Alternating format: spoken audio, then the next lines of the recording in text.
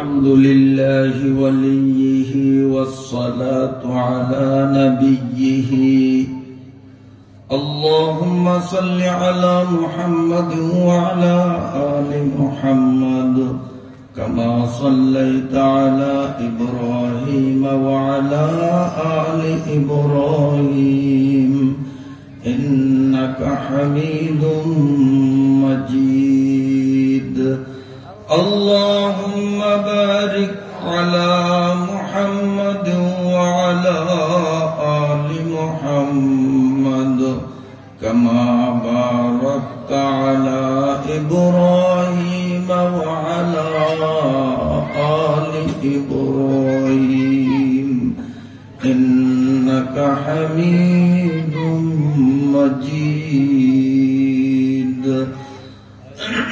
اللهم بارك على محمد وعلى آل محمد كما باركت على إبراهيم وعلى آل إبراهيم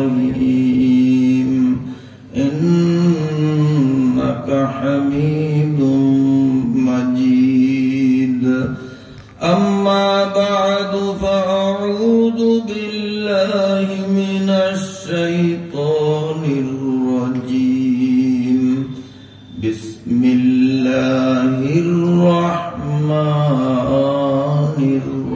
الرحيم ما آتاكم الرسول فخذوه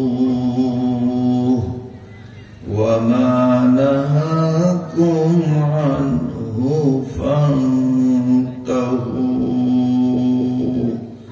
صدق الله مولانا العظيم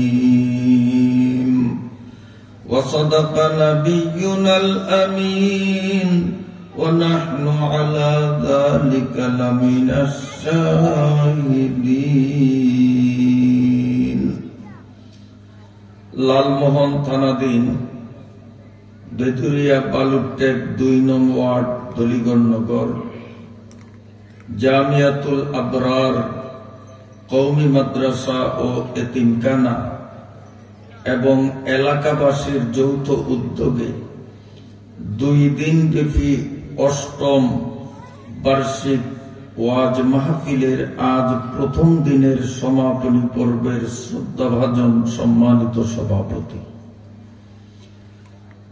উপস্থিত হযরত উলামা ইকরাম, সম্মানিত জ্ঞানী গুণী, আমার সর্ববয়সী শ্রোতামণ্ডলীরা, পর্দার আড়ালের সম্মানিতা মায়েরা, বোনেরা ও মেয়েরা,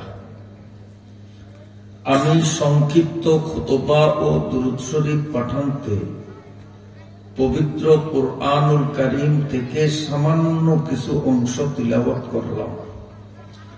আল্লাহ রাব্বুল আলামিন যদি তৌফিক দান করেন, তিলাওয়াতকৃত আয়াতের মর্মে অতীব গুরুত্বপূর্ণ কিছু দিক নির্দেশনামূলক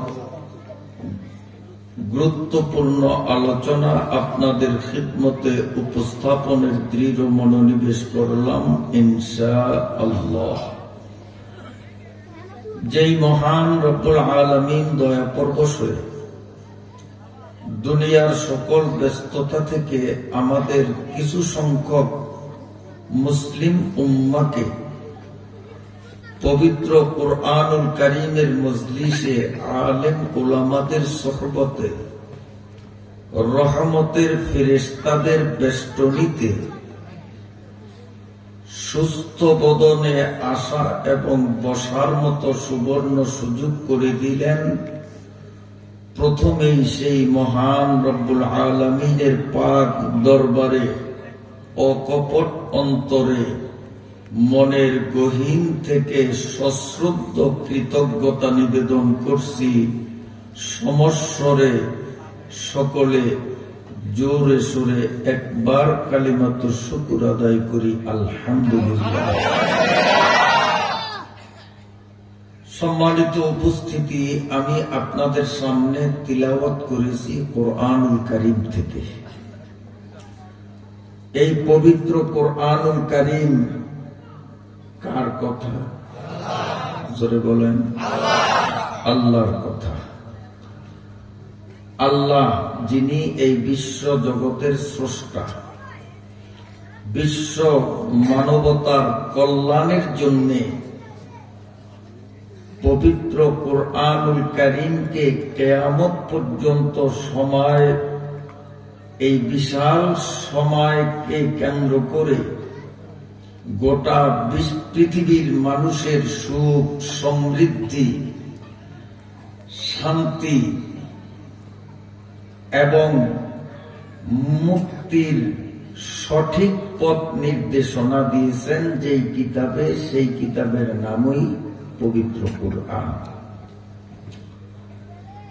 পৃথিবীতে যত লেখক, যত বই পুস্তক লেখে, যত বড় লেখক হোক না কেন, আমরা দেখি ভূমিকায় স্পষ্ট অক্ষরে লেখে মানুষ হিসাবে ভুল ত্রুটি হওয়া স্বাভাবিক।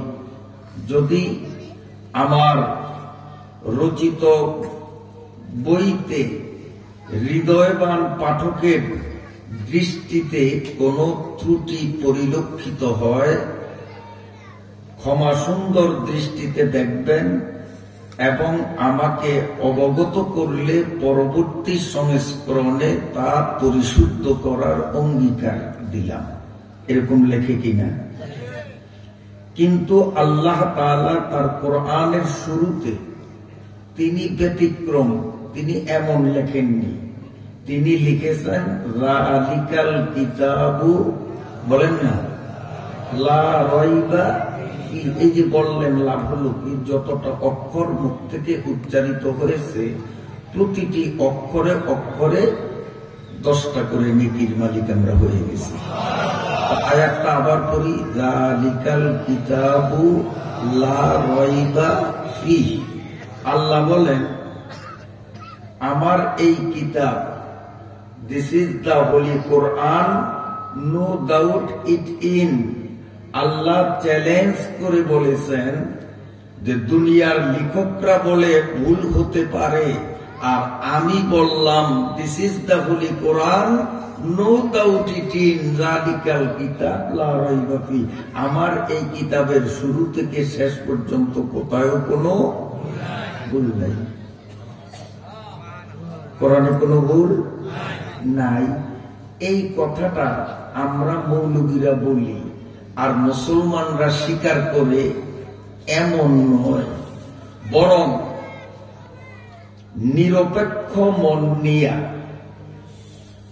যদি জাতি, ধর্ম, বর্ণ, আস্তিক নাস্তিক নির্বিশেষে নিরপেক্ষ মন নিয়া আল্লাহ পাকের কোরআন নিয়া যদি গবেষণা করে, তো আল্লাহ পাকের কোরআনে যে কোনো ভুল নেই, এই কথা দুই জাতিরাও স্বীকার করতে বাধ্য।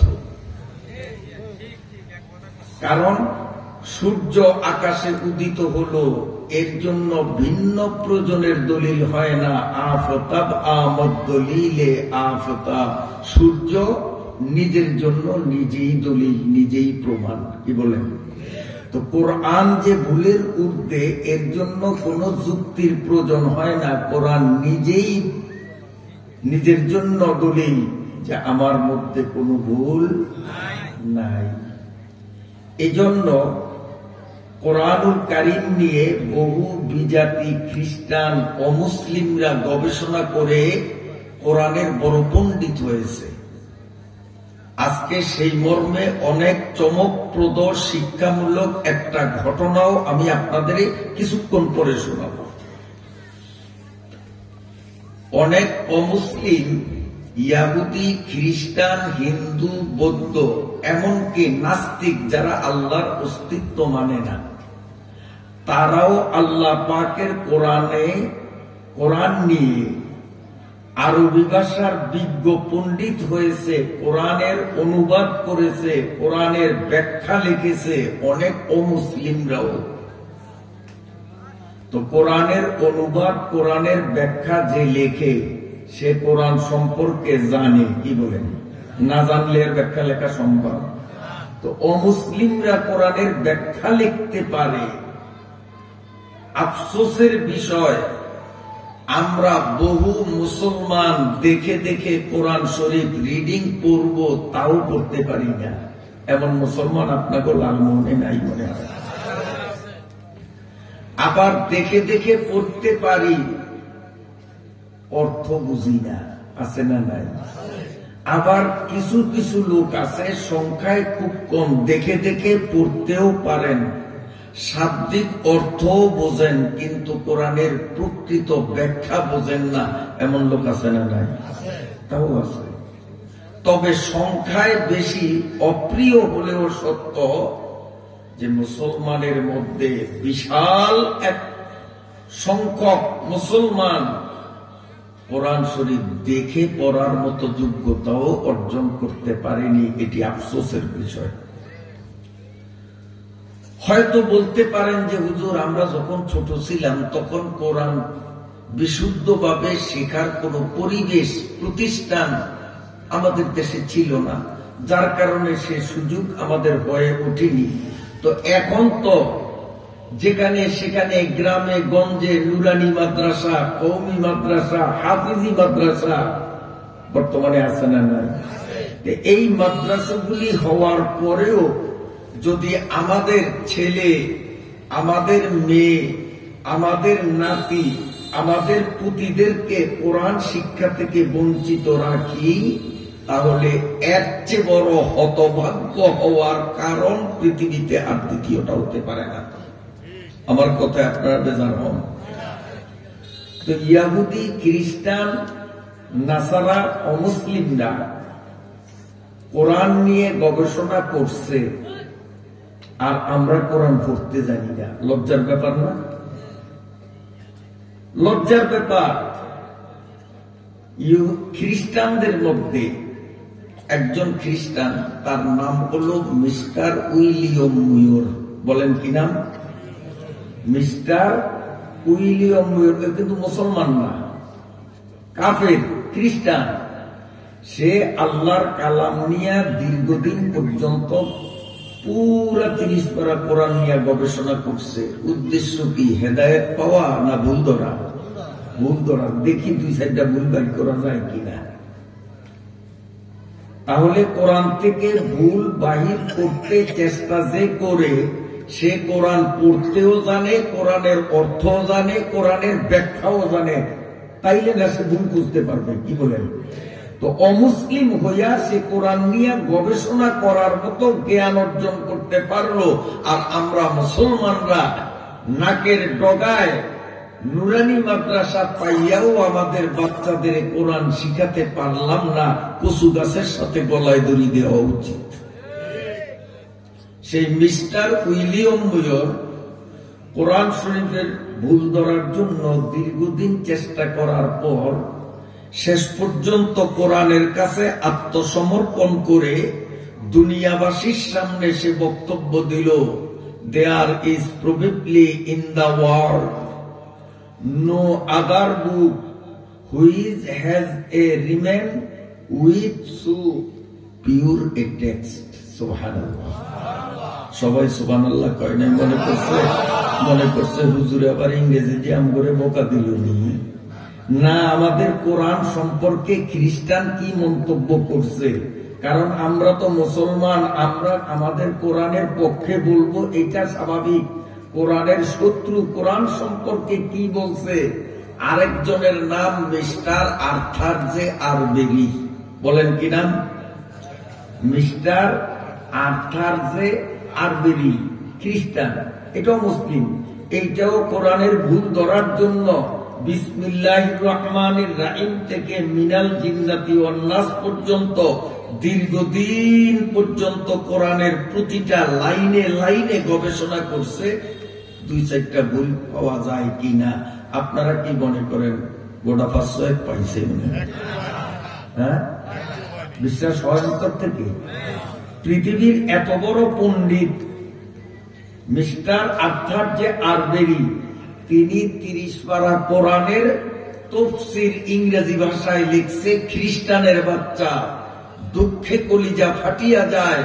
মুসলমানের বাচ্চা আমরা দেখে দেখেও কোরআন পড়তে শিখতে পারলাম না, অথচ খ্রিস্টানের বাচ্চা কোরআনের তাফসীর ইংরেজি ভাষায় লিখেছে। তার সেই তাফসীরের ভূমিকায় কি চমৎকার ভাষায় তিনি লেখেন, তার কলমে, একজন খ্রিস্টান, তিনি লেখেন, briefly the rhetoric and the rhythm of the Arabic of the Quran are so characteristic, so powerful, so highly that any person whatsoever is bound in the nature of things to be but a poor copy of the glittering splendor of the original. Subhanallah, subhanallah. পবিত্র কোরআন কারীমের প্রশংসায় তারা পঞ্চমুখ, তারা সবাই অকাতরে, এই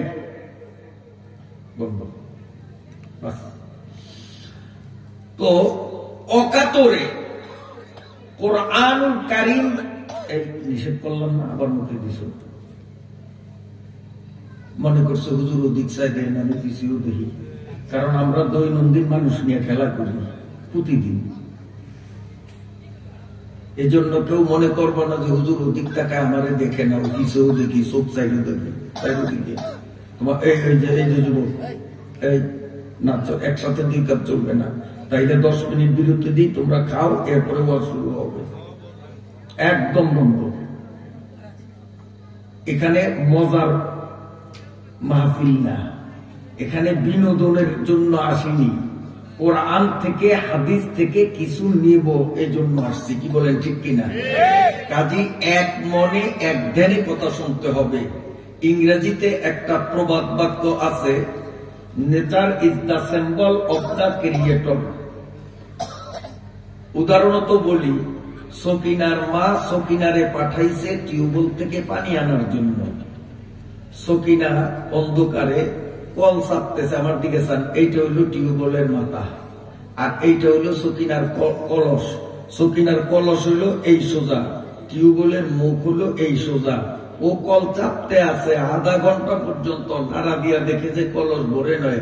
আপনারা বলেন আর কয় মিনিট পরে কলস ভরবে? আর কয় মিনিট লাগবে? কয়টা চাপ দিলে কলস ভরবে? ওরে কিয়ামত পর্যন্ত আল্লাহ যদি ওরে হায়াত দেয়, আরো চাপ অব্যাহত রাখে, কলস ভরবে। আর যদি কলসের মুখ আর টিউবওয়েলের মুখ সোজাসুজি থাকে, চাপ বেশিতে বেশি 3টা দিলেই কলস ভরবে। তো আমি টিউবওয়েলের মুখ, এই টিউবওয়েলের পাইপ হইল এইটা, এর পাতাল উৎসমূল হইল লাউহে মাহফুজ। বাল হুয়া কুরআনুম মাজিদুন ফি লাউহিম মাহফুজ।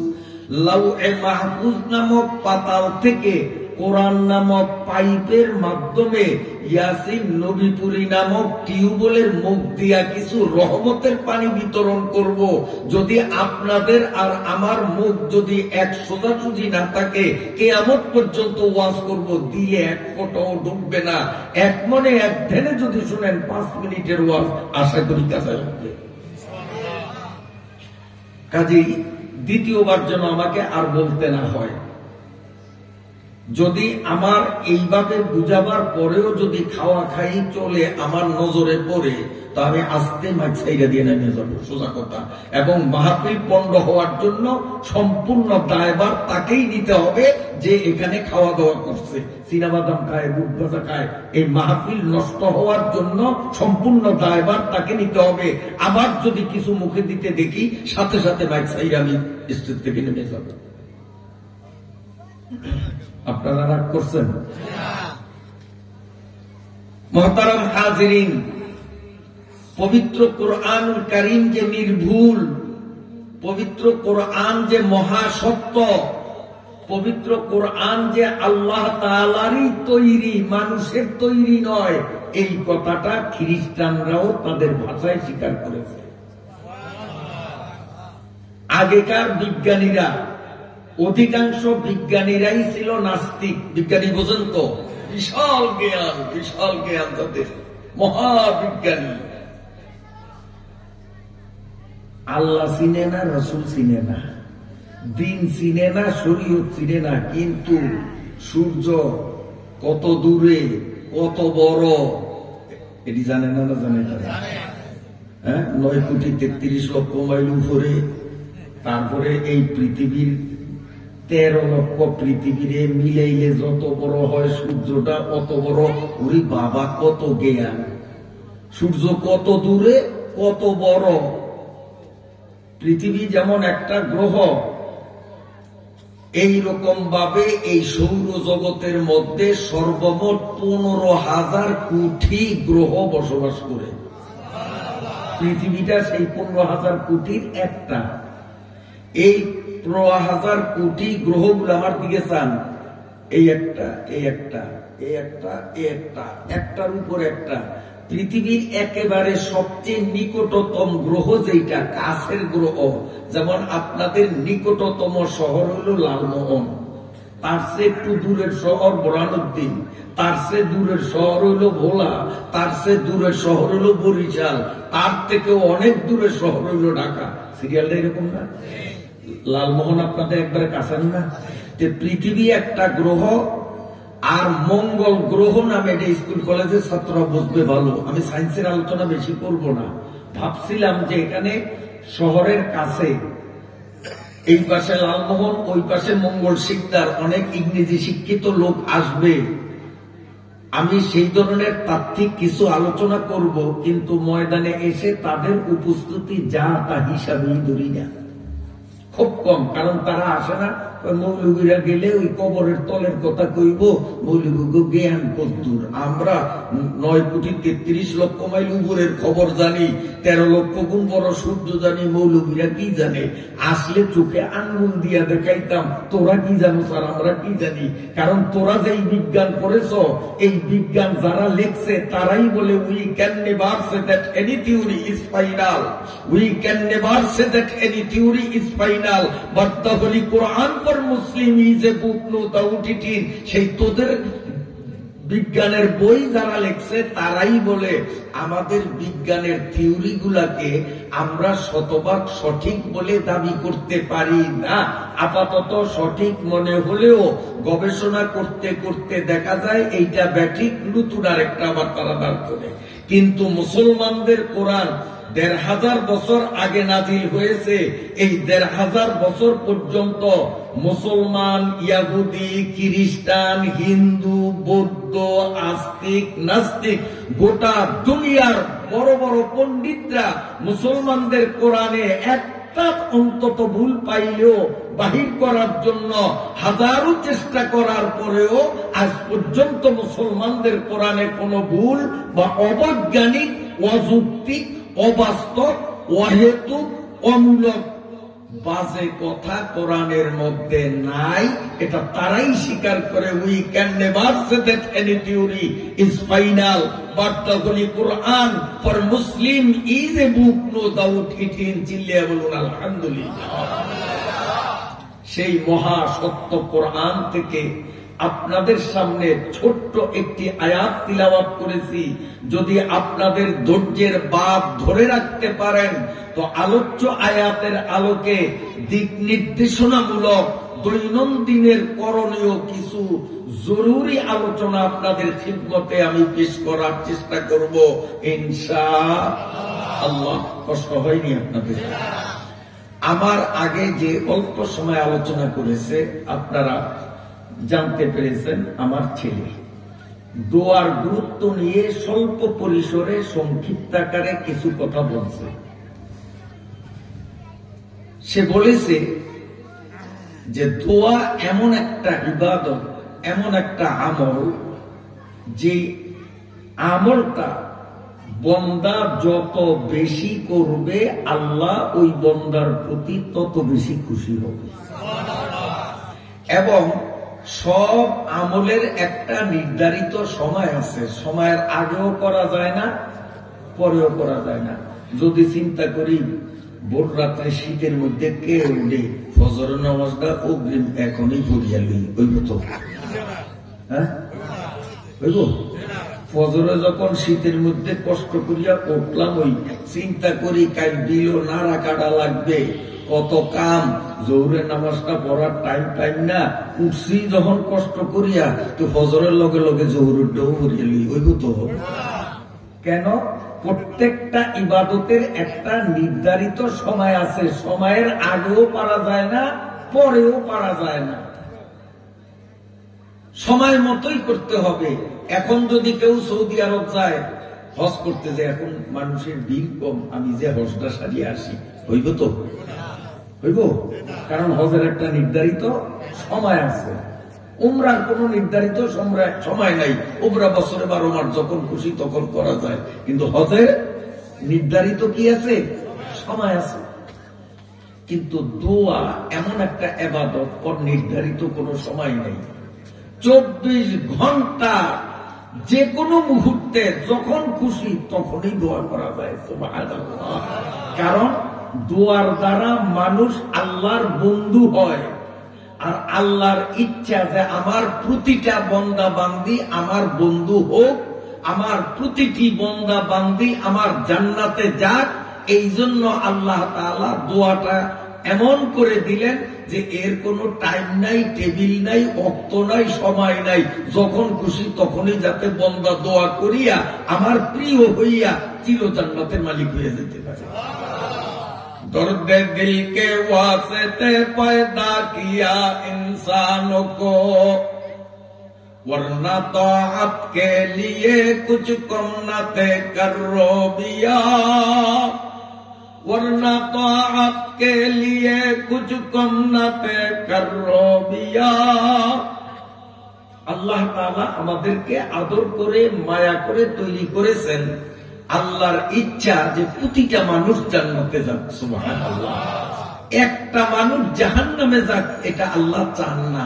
আল্লাহ চান প্রতিটা মানুষ জান্নাতে যাক। তো প্রতিটা মানুষ জান্নাতে যাইতে হলে আল্লাহর বন্ধু হইয়া যাওয়া যাবে না শত্রু হইয়া? তো আল্লাহর বন্ধু হওয়ার সবচেয়ে উত্তম পথ হলো দোয়ার মাত্রা বাড়াইয়া দেওয়া। এই জন্য আল্লাহ দোয়ার জন্য কোন নির্ধারিত টাইম দেন নাই যে এই টাইমে করা যাবে, এই টাইমে করা যাবে না, এমন কোন টাইম টেবিল দেন নাই। আর দোয়া যেগুলো আরবি ভাষায় রসুল থেকে বিশেষ কিছু দোয়া বর্ণিত, সেগুলো আরবি ভাষায় বলাই উত্তম। আর বাকি দোয়া যে যার ভাষায় নিজের মাতৃভাষায় করলেও চলবে, কারণ আল্লাহ বাংলা ভাষাও জানে। জানে কি জানে না? আল্লাহ বাংলা ভাষাও জানে। তো দোয়ার উপরে আপনাদের আমি 2-4টা কথা বলবো, এরপরে এই মাদ্রাসা বিষয়ক সামান্য কিছু কথা বলবো, এরপরে নির্ভুল সঠিক কোরআনের থেকে যে আয়াতে কারিমা তিলাওয়াত করেছি সে আয়াতের মর্মেও কথা বলবো। সেই কথার ফাঁকে একটা শিক্ষণীয়, ঐতিহাসিক, বাস্তব, কাল্পনিক না, একটা কিচ্ছাও আপনাদের শোনাবো ইনশাআল্লাহ। প্রথমেই দোয়া, আমার সাথে সাথে বলুন বিসমিল্লাহ, আলহামদুলিল্লাহ। এইটা একটা দোয়া। মুখস্থ আছে না? আমার পড়ানো লাগবে। যেই বলেন তো মাশাআল্লাহ, আমার থেকে কি ভালো পারেন আপনারা। আলহামদুলিল্লাহ, আমি খুব খুশি। আবার বলেন তো দেখি। কষ্ট হয়েছে নি? দোয়াটা বেশি লম্বা মনে হয়, খুব ভারী। হুজুররা ছাড়া আপনারা তো মনে হয় পারবেন না। পারবেন তো? একটু হুজুর করে খেলা দেখাই দেন না, কোন দিকে আর একবার। হ্যাঁ, সবাই পারেন। এইবার শোনেন, এইবার শোনেন। ওযু যখন করবেন, যখনই উযু করবেন আপনি উযুর পানি হাতে লাগানোর আগে একবার শুধু বলবেন বিসমিল্লাহ, আলহামদুলিল্লাহ, এরপরে উযু করবেন। প্রিয় নবী সাল্লাল্লাহু আলাইহি সাল্লাম বলেন, উযুর আগে এই ছোট্ট দোয়াটা যেই উম্মত পড়বে, এরপরে উজু করবে। এই উজুটা না ভাঙ্গা পর্যন্ত, যেই কয় ঘন্টা এই উজুটা ধরিয়া রাখতে পারবে, ততক্ষণ পর্যন্ত ডাইন কান্দের ফেরেশতা বাম কান্দের ফেরেশতা দুজনে আমলনামার মধ্যে সওয়াব করতে থাকবে। লক্ষ লক্ষ সওয়াব আমলনামায় জমা হবে যদি উজুর আগে কোন দোয়াটা করি। আমি ভরাইলাম কি আর আপনারা কইলেন কি? আবার ভরে ভুলিয়া গেছেন। এখনই যদি সবক ইয়াদ করতে ভুলিয়া যান তো কাল সকালে কি অবস্থা হবে? বিসমিল্লাহ, আলহামদুলিল্লাহ। বাড়ানো যাবে না, কমানো যাবে না। কোন দিক জানো? কথায় কথা আসে। এক সময় একটা বাংলা বই দেখছি, ক্লাস 1-এ ছিল, এখন মনে হয় আছে না নাই জানি না। ক্লাস 1-এ বইটার নাম আছে চয়নিকা। আমি বইটা একটা ছাত্রের থেকে নিয়ে খুললাম, খুলিয়া দেখলাম একটা কবিতা। কবিতায় লেখছে এই: ভোলানাথ লিখেছিল 3 4 90, মানে 3 পূরণ 4 কত হয়? 3 4 7। স্কুলে পড়েন না জীবনে? তো নামটা পড়েন নাই? 3 একে 3, 3 দুগুণা 3 দুগুণা কয়? কথা কয় না, সব আজ আমার দিয়ে করে। আপনাদের আজকে বক্তা বানিয়ে দিন, কারণ কাল তো আর আমি আনু না। এই জন্য আজকে আপনাদেরই বক্তা বানিয়ে দিব। লগে লগে কইতেই 3 একে 3, 3 দুগুণা কয়? 3 3 3 4 14। 3 4। এই ভোলানাথ হলো ছাত্রের নাম। শিক্ষকের ব্ল্যাকবোর্ডে লেখা দিছে 3 পূরণ 4, ফল কত হইব লেখ। ভোলানাথ লিখেছিল 3 4 90, কয় লেখছে? 3 পূরণ 4 সমান সমান 90। অঙ্ক হইছে তো? অঙ্ক হইছে? 3 4 কত লেখন দরকার ছিল? লেখছে কত? ভোলানাথ লিখেছিল 3 4 90, গণিতের মার্কায় কাটা গেল সর্বই। মাস্টারে কাটবো না কাটবো? গণিতের মার্কায় কাটা গেল সর্বই। গণিতের অঙ্কের আইনে এই অঙ্ক বাদ। হাসে রান্না পাইব, নম্বর পাইব? 90 লিখে নম্বর পাইব? তো ভোলানাথে আবার উঠিয়া কয়, স্যার আমি কি কম লিখছি নি? আমার আপনার অঙ্কটা কাটতে দিলেন কা? আপনি কোন 3 4 12, আমি তো কত বেশি লিখছি, 90 লিখছি। আমি তো 11 লিখি নাই, আমি তো 10 লিখি নাই, আমি তো 9 লিখি নাই যে আপনি আমার অঙ্ক করবেন কাটবেন। আমি তো বেশি লিখছি। দিব নম্বর? 3 4 12 হয় মাস্টার তারে কয়। মাস্টারে ঠিক কয় না ভুল কয়? 3 4 12 হয় মাস্টার তারে কয়, বেশি যে সে লিখেছিল এই তার গর্বই। মাস্টারে কয় 3 পূরণ 4 সমান সমান 12। ওই ভোলানাথ কোলায় পুন্দে থার পায় আর কয়, স্যার বুঝছি আমি কম লিখি নাই, আপনি বলেন 12 লিখতে, আমি তো 90 লিখছি। আমার নম্বর 100 জায়গায় 500 দেওয়া লাগবে। দিবেনি 500? কি দিব? আসে না, কারণ 3 4 12, 12ই লিখতে হবে। 11 লেখা যাবে না, 13 লেখা যাবে না, 90 তো পরের কথা। শরীয়তের বিধানগুলো ঠিক অঙ্কের মতো। আল্লাহর রাসূল যা শিখাইছেন, একটা অক্ষর বাড়ানো যাবে না, একটা অক্ষর কমানো যাবে না। আল্লাহর রাসূল সাহাবী আবু হুরায়রারে ডাকিয়া দোয়া শিখাইলেন 2 আওয়ার শব্দ, বিসমিল্লাহ, আলহামদুলিল্লাহ। আমরা এখানে বাড়াইতেও পারবো না, কমাইতেও পারবো না। তাহলে শরীয়তের গণিতের আইনে আমার দোয়াও কাটা হয়ে যাবে। অতএব দোয়াটা যেইভাবে নবী শিখাইছেন আমি সেইভাবে বলছি। আপনারা আবার বলুন মাশাআল্লাহ, মাশাআল্লাহ। আমার কথা আপনাদেরকে বুঝাইতে সক্ষম, আলহামদুলিল্লাহ। বুঝছেন তো? লাভটা কি মনে আছে? উজুর আগে এই দোয়া একবার পড়লে এই উজু যতক্ষণ থাকবে ততক্ষণ পর্যন্ত ডাইন কান্দের ফেরেশতা বাম কান্দের ফেরেশতা দুজনে আমার নামার মধ্যে সওয়াব লিখবে।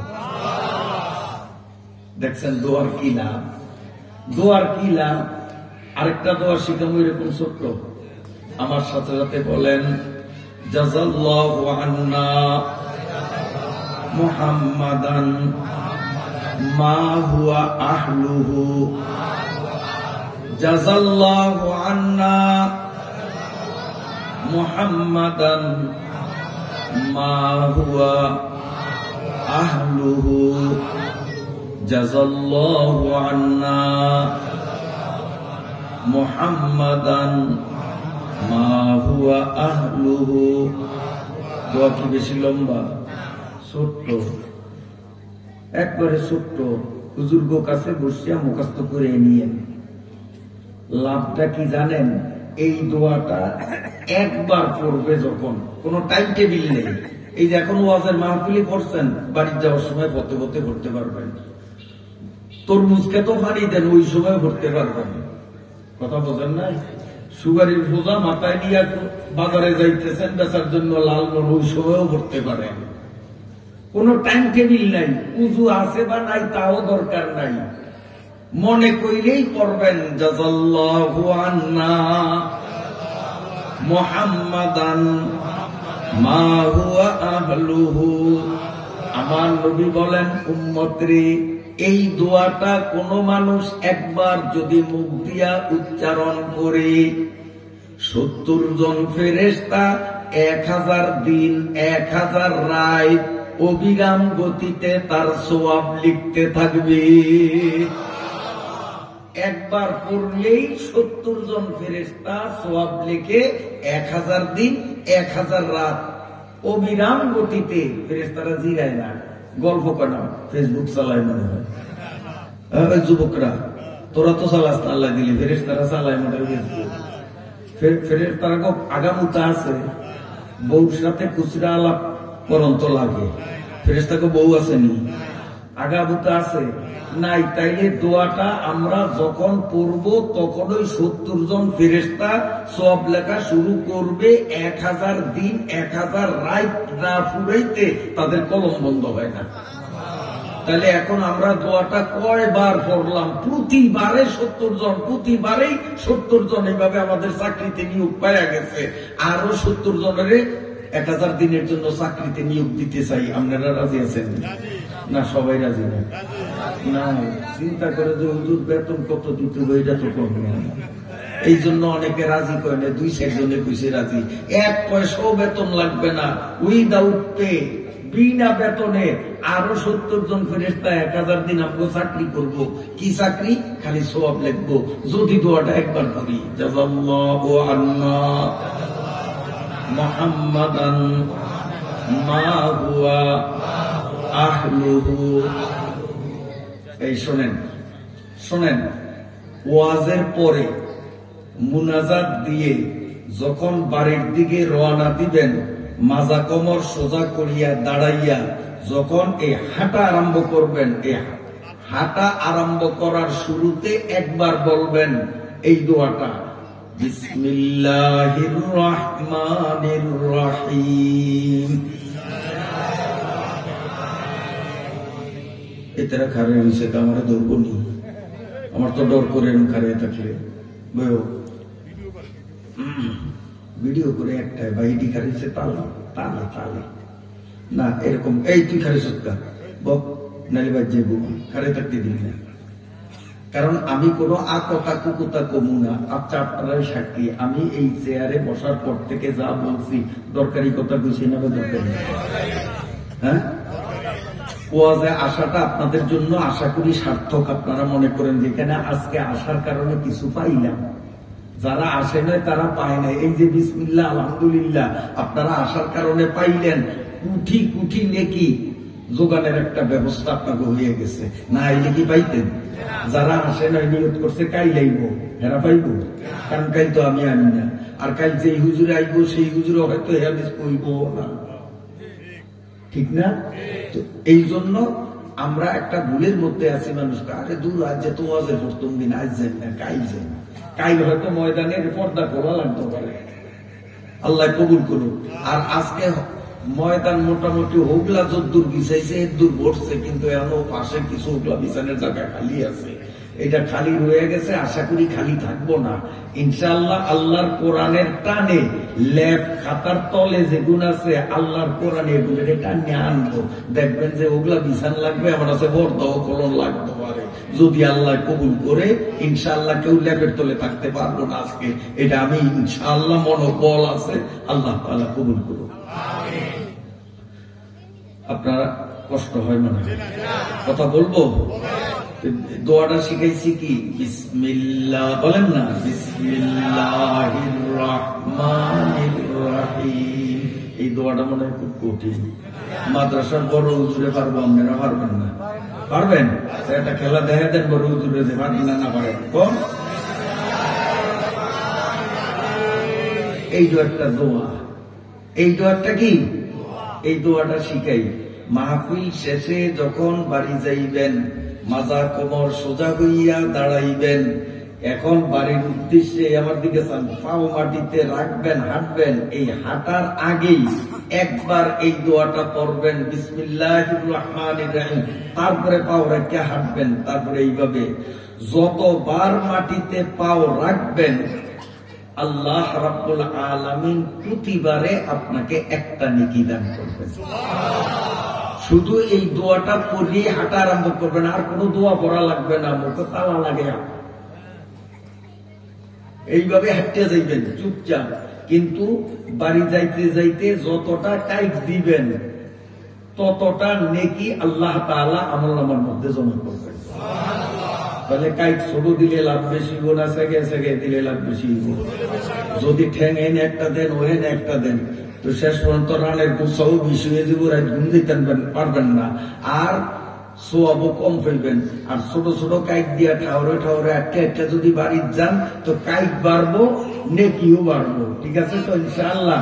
আর রানের গোছাও ব্যথা হইব না। কালকে সকালে লালমোহন যাইবেন, কথার কথা বোরাক চলে দিয়ে আপনাকে ওই রোডে এইটা দিয়ে দিই, বোরা কালারে হাত জাগাইছেন, ওই ব্রেক করছে। আপনি যখন বোরাকে উঠবেন বিসমিল্লাহির রহমানির রহিম বলিয়া ডাইন পাওটা বোরাকে আগে উঠাইবেন, তারপরে বাম পাওটা উঠাইবেন, তারপরে বোরাকের সিটে বসবেন।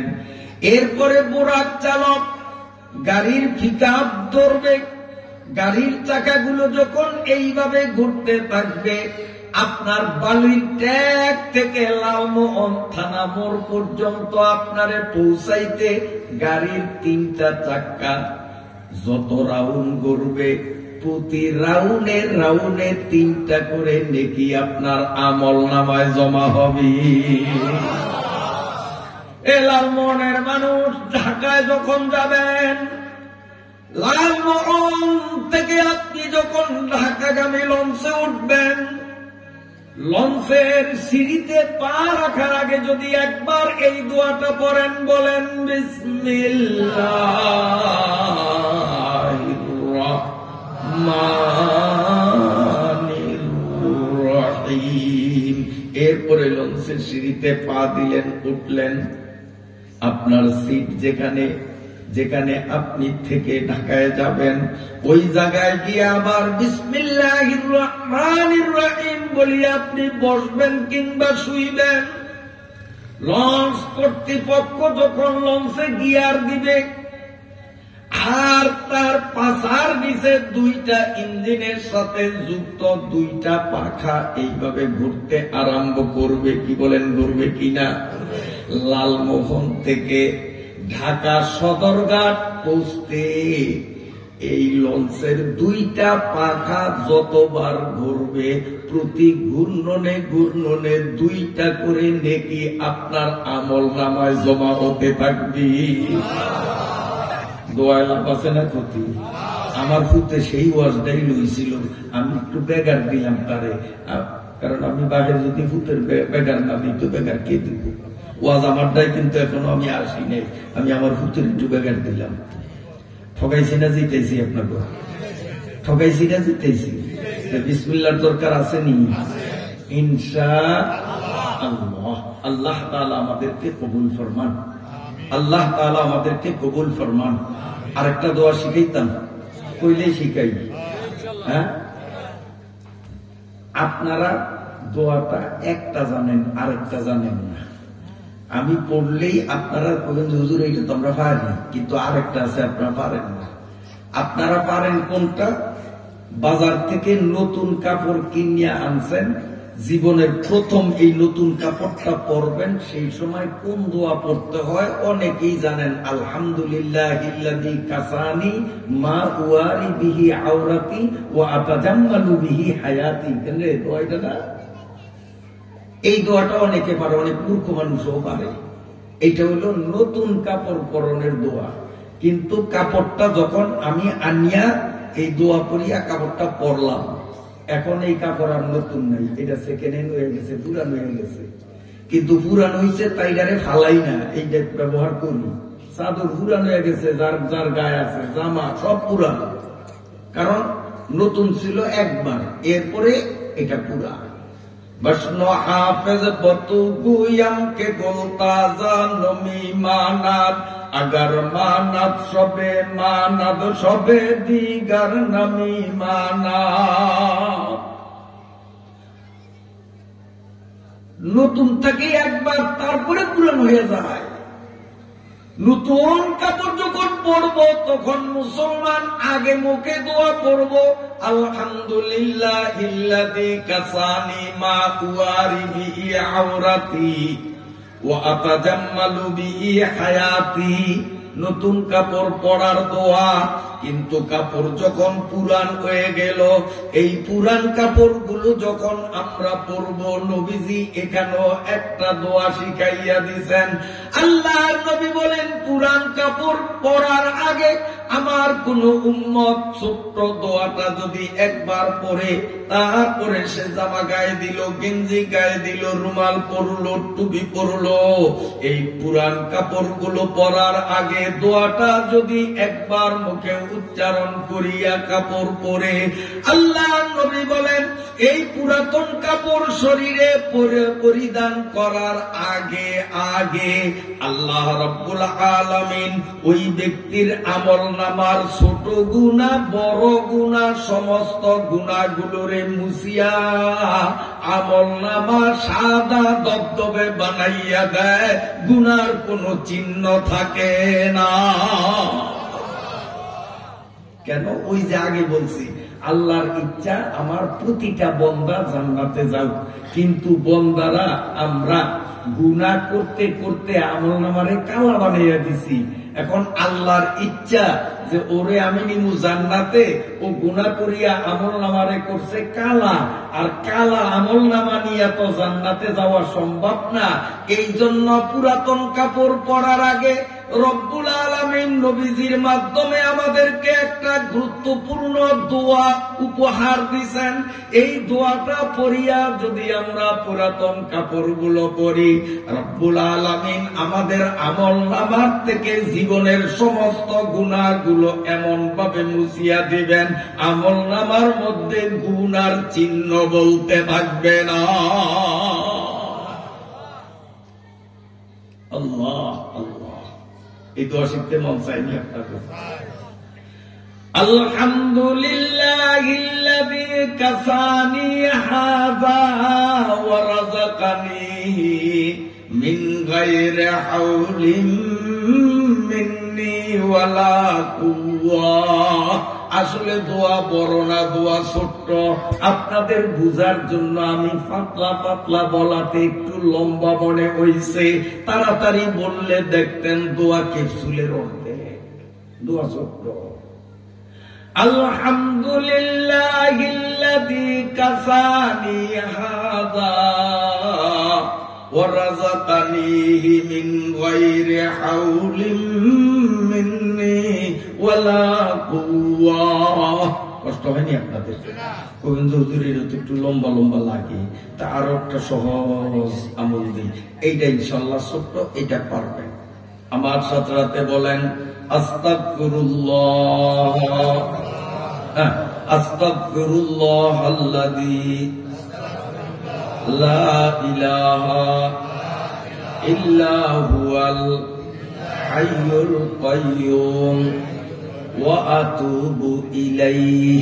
বাস, আর নাই। নবীজি একদম বলছেন ইলাইহি বলার পরে নবী কোনো শব্দ বলেন নাই, নবী ইলাইহি বলিয়েই থামছেন। এই জন্য দোয়াটা আবার নবী যেইভাবে শিখাইছেন আমরা সেইভাবে করি। বলেন আস্তাগফিরুল্লাহাল্লাযী লা ইলাহা ইল্লা হুয়াল হাইয়ুল কাইয়্যুম ওয়া আতুবু ইলাইহি। পারা যাবে? দেখে নিজেরা বলেন।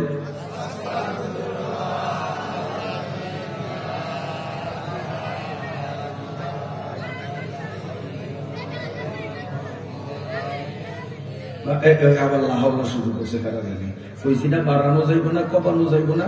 যদি এইটার সাথে লাহাওলা যোগ করা লাগতো তো আমার নবী লাহাওলা কইতো, নবী তো লাহাওলা কয় নাই, নবী ইলাইহি কই থামছে। তা আমরা কেন পন্ডিতি করিয়া ওই 3 সাইডে 90 কাতারে যাব, আমরা 3 সাইডে 12তেই থাকবো। কথা বুঝাইতে পারছি? আবার পরি, খেয়ালে শুনবেন। বলেন আমার সাথে সাথে আস্তাগফিরুল্লাহাল্লাযী লা ইলাহা ইল্লা হুয়াল হাইয়ুল কাইয়্যুম ওয়া আতুবু ইলাইহি। এটা তো পারবেন। আগেরটা তো এইটা সোজা না কঠিন?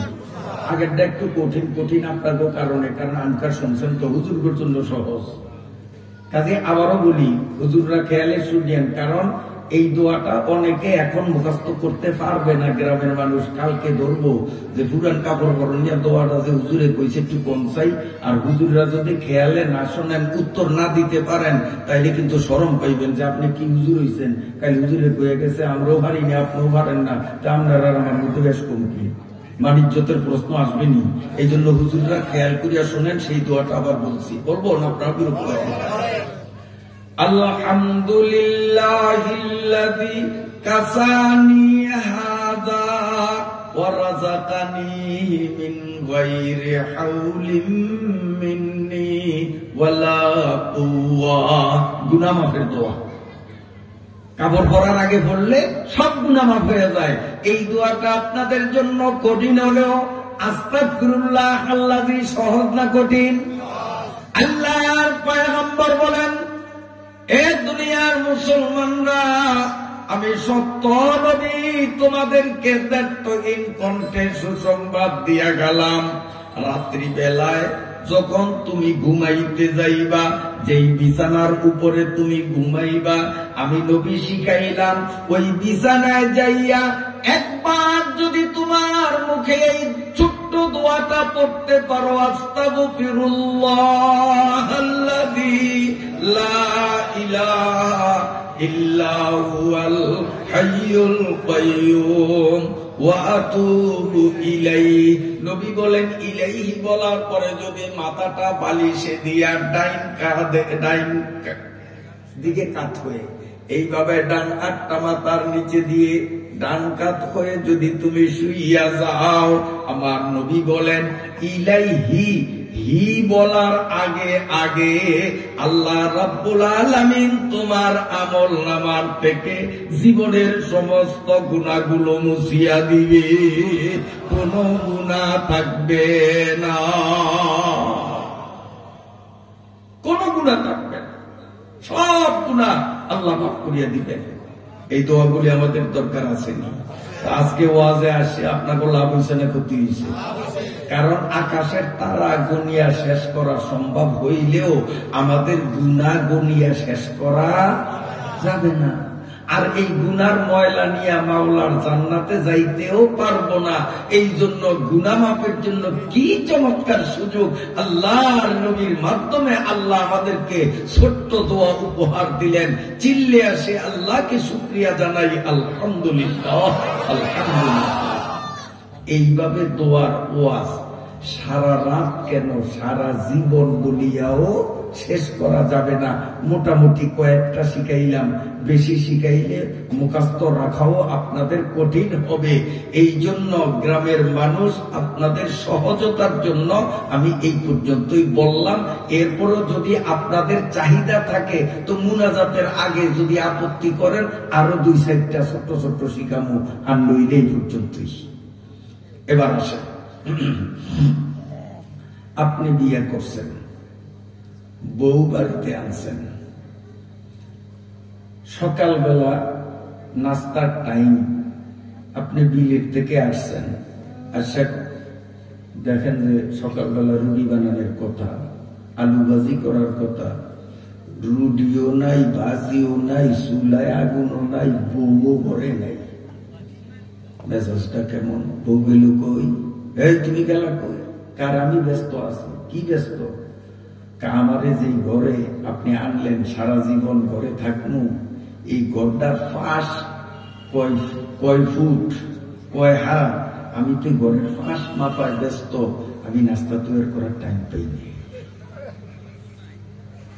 কারণ ফাঁস মাপতে মাপতেই তো সময় গেছে গিয়া। আপনি মনে কষ্ট হইল, মানিয়া নিছেন, যা এই বেলা ভুল করছে। আপনি বাজারে যাইয়া, ওই হোটেলে যাইয়া আদম 2টা খাইছেন। আদম করনি আমরা রেডি নেই, আটা দিয়েছে বানা, এই 2টা খাইয়া মোটামুটি সকাল কাটাইছেন। এরপরে বিলও গেলেন, দুপুরে ক্ষুধার্ত অবস্থায় বাড়িতে আসলেন, আইসা দেখেন ওই ঘরে বউ নাই, রান্না বান্নার কোনো আলামত তো দেখা যায় না। কিরে বউ গেল কই? বউ কই? কারে আছি? কাজে আছি। কি কাজ তুই? সকালে মাপছিলাম ঘরের ফাঁস, এখন ঘরের দিকটাও তো মাপা লাগে, যে আমি যেই ঘরে জীবন কাটাইবো ঘরটার ফাঁস কদ্দুর, দিক কদ্দুর, এটা আমার মাপা লাগবে না? আমি দিক মাপতে আছি। কিন্তু আপনার মেজাজটা তখন কেমন লাগবে যে খুব ভালো বউ হয়েছে, কিন্তু নতুন বউ কিলকনিও দেওয়া যায় না, মান সম্মানেরও ব্যাপার আছে, মেজাজেও আগুন। কোন মতে নিজেই চুলার দ্বারে গিয়া বাদ্যুগা চড়াইলেন আর ডাইল আনলেন, তাড়াতাড়ি আর কি করা যায়। উনি কিন্তু মাপজোফের মধ্যেই ব্যস্ত, দাঁড়ি বইয়ে নেই। এরপরে আপনি লালমোহন বাজারে গেলেন, কিছু কেনাকাটা আছে, রাত 11টায় বাজার থেকে বাড়িতে আসলেন, আসিয়া দেখেন যে মশারিও টানায় নাই, বিছনাও বিছায় নাই, পাকঘরে যায় দেখেন যে ভাতেরও তো কোনো রান্ধনের চিহ্নও দেখা যায় না। ব্যাপারটা কি? এই তুই গেলি কই? বিছনা নাই, ভাতের কোনো আয়োজন নাই। তখন এত রাগ করেন কা? ঘরের দৈর্ঘ্য মাপলাম, প্রস্থ মাপলাম, এখন উচ্চতাটা মাপা লাগে না? আমি তো ঘরের উচ্চতা কয় ফিট এটা মাপতে আছি। তখন আপনি কি বলবেন যে না মাশাআল্লাহ, এই পৃথিবীতে আমার মতো ভাগ্যবান স্বামী কেউ নাই, আমি বুদ্ধিমান একটা বিজ্ঞানী বউ হয়েছি, এই কথা কইবেন? বড় কইবেন যে তোর মতো লোক কি আমার লাগে না, 1, 2, 3 তাড়াতাড়ি তুই ভাগ, এই মহাবিজ্ঞানী বউ আমার লাগবে না। কথাইটা বুঝেন না? এরপর আর ধৈর্যের বান খুলেই এক সুরে চিন্তা হয়। এ যুবক বাবারা, ওই যে প্রথমে ইঙ্গিত দিয়েছিলাম, পৃথিবীর থেকে সূর্য 9,33,00,000 মাইল দূরে, তুমি এইটা মুখস্থ করতে পারলা? পৃথিবীর থেকে সূর্যটা 13 লক্ষ গুণ বড়, এই জ্ঞানও তুমি শিখতে সময় পাইলা। আর বলেছিলাম পৃথিবীটা একটা গ্রহ, এইরকম সৌর জগতের মধ্যে 15,000 কোটি গ্রহ বাস করে। এই 15,000 কোটি গ্রহগুলো একটা থেকে আরেকটা উপরে, তার উপরে আরেকটা, তার উপরে আরেকটা, এইরকম 15,000 কোটি, 1-2 কোটি না, 15,000 কোটি গ্রহ মিলিয়া হয় সৌরজগৎ। এই পৃথিবীর সবচেয়ে কাছের গ্রহ, ওই যে কাছের বাজার লালমোহন দেখাইছি, মনে আছে নি? কথার পয়েন্ট ঠিক রাখতে হবে। এই পৃথিবীর 15,000 কোটি গ্রহের মধ্যে পৃথিবীর একবারে কাছাকাছি গ্রহ যেটা, এটার নাম যুবক তুমি মুখস্থ করলাম মঙ্গল গ্রহ। পৃথিবীর থেকে মঙ্গল গ্রহের দূরত্ব 8 কোটি কিলোমিটার, এটাও তুমি জানো? বাবা, বিজ্ঞান মুখস্থ। কিন্তু তোমারে যদি এখন দাঁড় করে দিয়া বলি তাব্বাত ইয়াদা সূরাটা বলো, আমার মনে হয় পেশাব করবে না, পায়খানা দিয়ে দিবে। কেউ হ্যাঁ, বিজ্ঞান সব মুখস্থ। মৌলবীরা আঙ্গুল দেখায়, মৌলবীরা কি জানে, এই জন্য এরা মাহফিলে আসে না, এরা আসে না। এরা মনে করে যে আমরা খুব জানি, খুব জানি। কি জানো? আসো, তারপরে দেখবা কি জানি। ভুলের মধ্যে রয়ে সব। তুমি তো ওই বউয়ের মতো। বউ এই স্বামীর সংসারে আসছে কোন উদ্দেশ্যে? স্বামীর খিদমত করবে, কি বলেন? এটাই তো মূল উদ্দেশ্য। কথা কয় না? বউ স্বামীর বাড়িতে আসছে, মূল উদ্দেশ্য হলো স্বামীর খিদমত। কিন্তু স্বামীর ভাত পাকাইলো না, নাস্তা তৈরি করলো না, স্বামীর বিছনা রেডি করলো না। সে কিন্তু ঘরের দৈর্ঘ্য প্রস্থ কয় ফিট বাই কয় ফিট, ঘরের উচ্চতা কত হাত, এই নিয়ে ব্যস্ত। এই বউ যেমন স্বামীর দুশ্মন, এই বউকে যেমন স্বামী তালাক দিয়া দেয়, নিজের ঘরে জায়গা দেয় না। যেই মুসলমান উযু গোসল দিন শরীয়ত নামাজ রোজা পর্দা পুশিদা না জানিয়া ওই বিজ্ঞান নিয়ে ব্যস্ত থাকিয়া আলেমদেরকে পুড়িয়া আঙ্গুল দেখাইবে, তুমিও তো আসল কাম যেই কাজের জন্য আল্লাহ তোমারে দুনিয়ায় পাঠাইলেন এইটা না শিখিয়া, বিজ্ঞানের বহু কিছু শিখিয়া আলেম ওলামাদের সাথে তুমি গর্ব করো, আলেমদের সাথে তুমি বেয়াদবি আচরণ করো। তুমিও ওই বেয়াদব বউয়ের কাতারে আল্লাহ রাব্বুল আলামিন তোমারও তালাক দিয়া দিবে। আল্লাহর বাড়ি জান্নাতে তোমার বসবাস হবে না। আগে যে উদ্দেশ্যে বউ আসছে, উদ্দেশ্য ঠিক করতে হবে। তার পাশাপাশি যদি দৈর্ঘ্য প্রস্থ মাপত, স্বামী বলতো না আমার বউ বড় বিচক্ষণ, কি বলেন? 10টা বউর মধ্যে আমারটা অন্যরকম। কিন্তু আসল কাম বাদ দিয়া নকলের পিছনে পড়লে স্বামীর কাছে বউ যেমন মূল্য থাকে না। যেই মুসলমানের বাচ্চা কি জোয়ান কি বুড়া, কি শিক্ষিত কি মূর্খ, আল্লাহ যেই উদ্দেশ্যে আমাদের পাঠাইলেন ওই উদ্দেশ্যের ধারে কাছে না যাইয়া আমরা যদি ইহুদি খ্রিস্টান নাস্তিকদের বিজ্ঞান পড়িয়া পড়িয়া আলেমদেরকে আঙ্গুল দেখাই, আলেমদের মাহফিলে না আসি, তুমিও স্বর্ণের অক্ষরে লেখিয়া রাখো যেই উদ্দেশ্যে আল্লাহ তোমারে দুনিয়াতে পাঠাইছেন ওই উদ্দেশ্য বাদ দিয়া তুমি সূর্য আর আসমানের দৈর্ঘ্য প্রস্থ মাপার কাছে লাইগা গেছ, তোমারও আল্লাহ তালাক দিয়া দিবে। আল্লাহর বাড়ি জান্নাতে তোমার জায়গা হবে না। সব পারে, তাব্বাতিয়া দিয়ে সুরাজি গেলে পারে না, কিন্তু আলম্ব দুষ্টাওয়াজ করে আসেনি এমন লোক। আলহামদু সূরা পড়তে দিলে পায়খানা ছুটিয়া যাবে, সে আলেমের বন্ধুরি। আল্লাহ মাফ করুক, আল্লাহ মাফ করুক। রাসূলুল্লাহ সাল্লাল্লাহু আলাইহি ওয়াসাল্লাম বলেন, আপনাকে কষ্ট হয় না? আল্লাহ পাকের নবী বলেন, ফজলুল আলিমি আলাল আবিদি কাফজলি আলা আদনাকুম। সহিহ হাদিস। নবীজি বলেন, একেবারে মূর্খ, নির্বোধ, আমল নাই, এলেম নাই, সাধারণ একটা মানুষ আর আমি নবী, দুইজনের মধ্যে তুলনা করলে এই সাধারণ মানুষটার চেয়ে আমি নবী যেই রকম বড়, মূর্খ ইবাদতকারীর তুলনায় একজন আলেমও ওই রকম বড়। সুবহানাল্লাহ কইবেন না?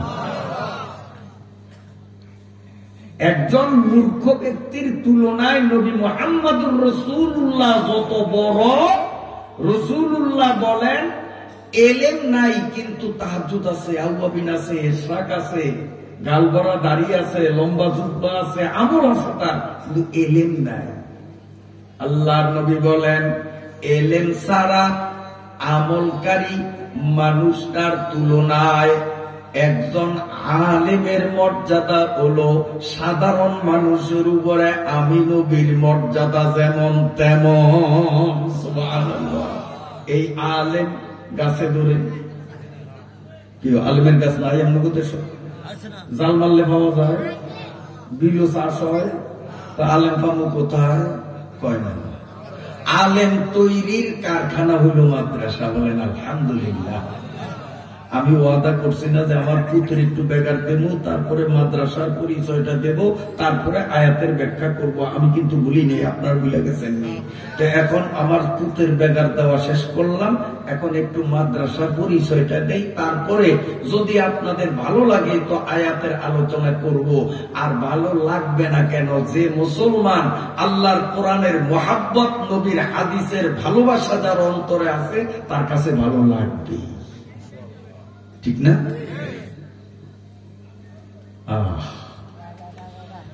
আমার ভাইরা বাবাজিরা, এই মাদ্রাসার পরিচয়টা একটু দিই।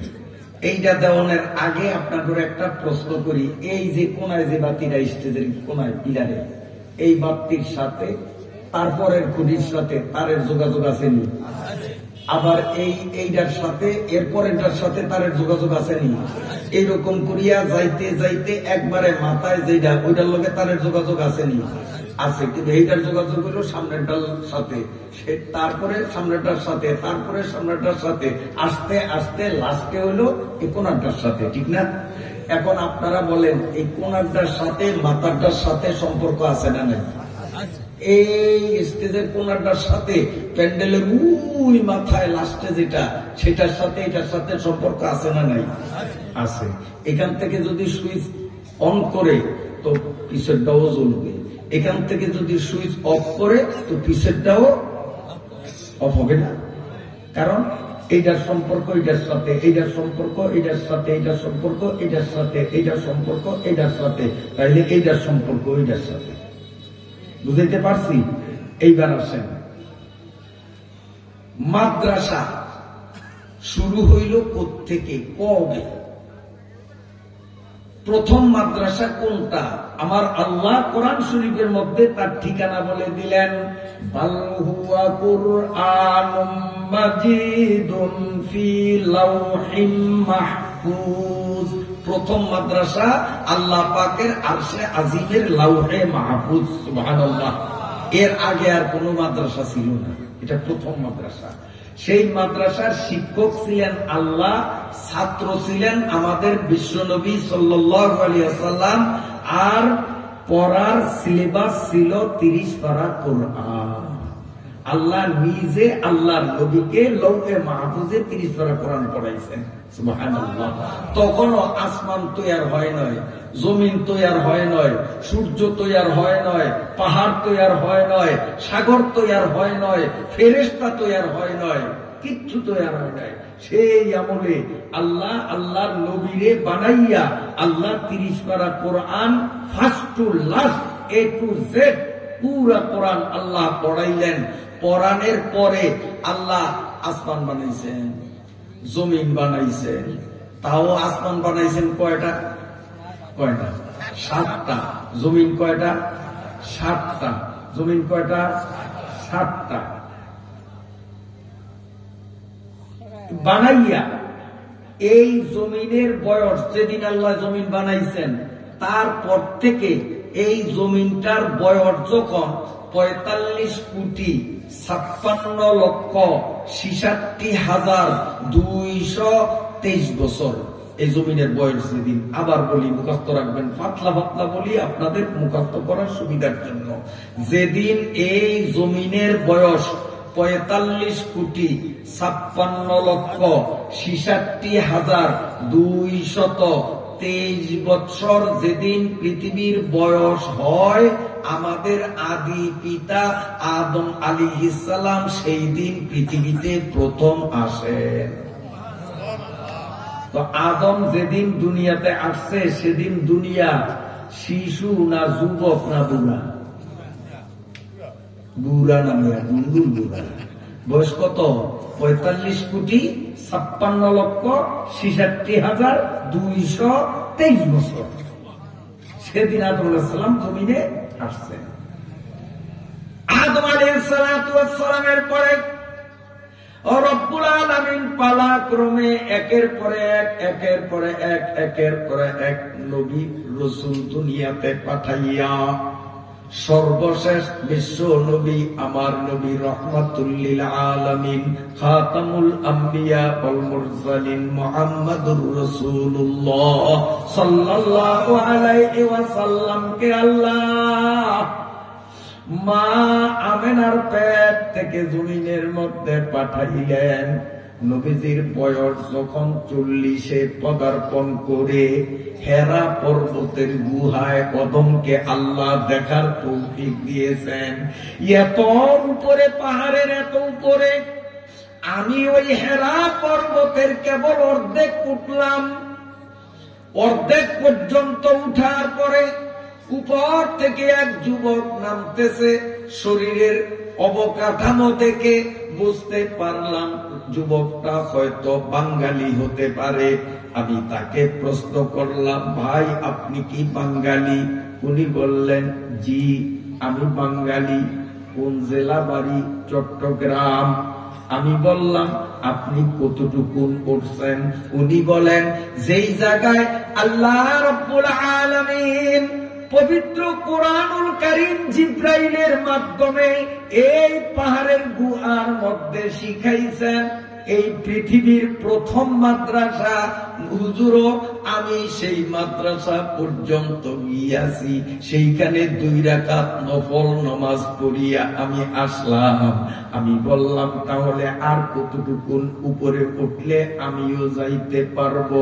উনি বলেন, হুজুর নিচ থেকে যে দূর আসছেন এখন মাঝামাঝি আরো এতটুকুন উঠলে পৃথিবীর প্রথম মাদ্রাসা আপনি পাবেন। उतर कर हेरा से सोए कौमे आया और कनसो खाए की मिया साथ लाया और कनसो खाए की मिया साथ लाया। আমি শিখ মাঝপথে দাঁড়াইয়া নিচের দিকে যখন উকি মাইরা দেখলাম মানুষগুলো রাস্তায় হাঁটে, সব দেখা যায় পুতুলের মতো ছোট্ট ছোট্ট। বিশাল বিশাল বাস গুলো রাস্তা দিয়া দৌড়ায়, মনে হয় যেন ঈদের সময় 10 টাকা 15 টাকা দামের প্লাস্টিকের বাস বাচ্চাদেরকে খেলনা কিনা দেই, ওই ছোট্ট 10 টাকার বাসের মতো দেখা যায়। কত উপরে উঠলাম, আরো এক দূর উঠলে ওই মাদ্রাসায় যাইতে পারতাম। বিশেষ কারণে আর উঠতে পারি নাই, ওইখান থেকে নাইবা আসছি। আমার ভাইরা বাবাজিরা, এই পৃথিবীর প্রথম মাদ্রাসার নাম হলো হেরা পর্বতের গুহা জাবালে নূরের চূড়ায়। উতার কর হেরা সে সোয়ে কৌমে আয়া और কোন সুখায়ে কি মিয়া সাতলায়া। আমি জিজ্ঞাসা করি, হেরা পর্বতের গুহায় আল্লাহ উস্তাদ হয়ে জিবরাইলের মাধ্যমে আমার নবীকে যখন কোরআন নামক সিলেবাস পড়ানো শুরু করলেন, তখন মক্কার শাসন ক্ষমতায় ছিল আবু জেহেল পার্টি। বলেন তো, আবু জেহেলের সরকার ওই মাদ্রাসার পক্ষে না বিপক্ষে? হ্যাঁ, বিপক্ষে। তাহলে সেই মাদ্রাসার পক্ষে ছিল কারা? যারা পড়েছে লা ইলাহা ইল্লাল্লাহু মুহাম্মাদুর রাসূলুল্লাহ। এই কলেমা পড়িয়া যারা মুসলমান হয়েছে, জনসাধারণ পাবলিক মুসলমান ছিল মাদ্রাসার পক্ষে। আর সরকারি শক্তি ছিল মাদ্রাসার বিপক্ষে, আর আরবি ভাষায় পাবলিক জনগণ, এদেরকে বলা হয় কাউম। কি বলা হয়? কাউম মানে জনগণ, কাউম মানে পাবলিক। পাবলিক বুঝুন তো, আমরা কি সাধারণ জনগণ, পাবলিক। তাহলে ওই মাদ্রাসার পক্ষে ছিল পাবলিক, সরকার ছিল বিপক্ষে। অতএব ইতিহাস প্রমাণ করে এই পৃথিবীর প্রথম মাদ্রাসাটাও কওমি মাদ্রাসা ছিল, সরকারি ছিল না। কওমি মাদ্রাসা, জনগণের মাদ্রাসা। আমার ভাইরা বাবাজিরা, আল্লাহ রাব্বুল আলামিনের আদেশ ক্রমে আমার নবী, আপনার নবী মাতৃভূমি মক্কা ছেড়ে যখন মদিনায় হিজরত করলেন, মদিনার মসজিদে নববী, যেখানে এখনো দিনের নবী জিন্দা নবী শায়িত, ওই মসজিদে নববীটা ইসলামী ইতিহাসের দ্বিতীয় মাদ্রাসা। আল্লাহর নবী হলেন উস্তাদ। মক্কা থেকে হিজরত করা সাহাবীরা ছিলেন আবাসিক ছাত্র, মদিনার আনসার সাহাবীরা ছিলেন অনাবাসিক ছাত্র। মাদ্রাসার নাম ছিল মসজিদে নববী, নবীর মসজিদ। এই মসজিদে নববীর থেকে কোরআনের শিক্ষার আলো যখন পৃথিবীর আনাচে কোনাচে ছিটিয়ে ছড়িয়ে পড়ল, সেই ধারাবাহিকতায় ভারত উপমহাদেশের মধ্যেও আসিয়া পড়ল। আমাদের ভারত উপমহাদেশে সর্বমোট 12,000 কোরআন শিক্ষার মাদ্রাসা তৈরি হলো।